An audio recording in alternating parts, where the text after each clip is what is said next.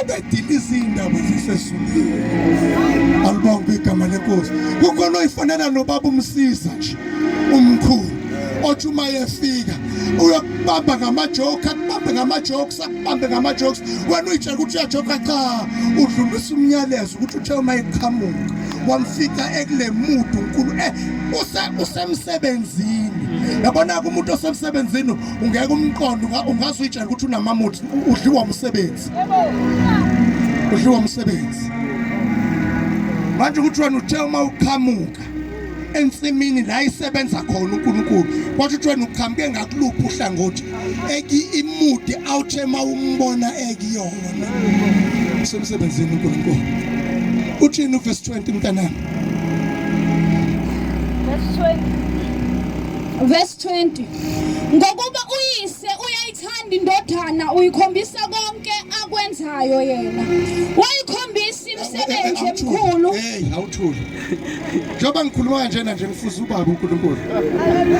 Alright. Fuza ubaba uNkulunkulu. Alibonge igama lenkosi. Ngoba ngisemsebenzini wakhe. Alibonge igama lenkosi. Ngabona upakisi. Angikuhloniphanga, ngisazokuhlonipha.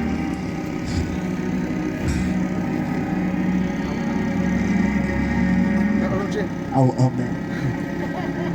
Indlela athi uma ebona uNkulunkulu ngayo ahluleke namagama ukuthi angasho kanjani. Akuletha amen. Ukuthi thama eqhamuka wamfika semsebenzini esamudini. Amen. Ungadideki ngomuzi ubaba ugube amen ushone ngakini. Hayi akashonanga ndawo ukhona. Ukuthi thama eqhamuka nje efuna uNkulunkulu ngoba khumbula uyafunwa uNkulunkulu. Abangamfuni uNkulunkulu basenzela imgilingwane. Ungangizwa kabi. Lalela ungangizwa kabi. Akukho wrong ukubonisa number plate yemoto yami ukuthi number plate ithini. Akukho wrong futhi ukubiza i-ID number yami, but akusona isimanga lokho ngoba usho into engiyaziyo. Number plate i-ID yami 7103305357 Speak baba, speak what i-ID yami le. Akho speak baba yo.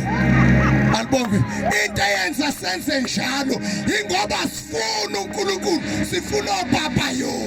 Sifuna uNkulunkulu in your corner, in your area, in your sphere. Sifuna uNkulunkulu.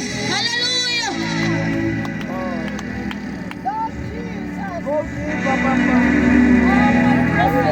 Go deeper. Why not go deeper baba? Angeke akutshela kathi yeke ukuhleba. Angikaze ngimuzwe noyedwa go deeper baba. Ethi isimo sempilo yakhe asishintshi nje ingoba uyahleba, yeke ukuhleba. Awungangizwa kabi, angixeke umuntu. Into engiyishoyo endaweni yakho ufuna uNkulunkulu.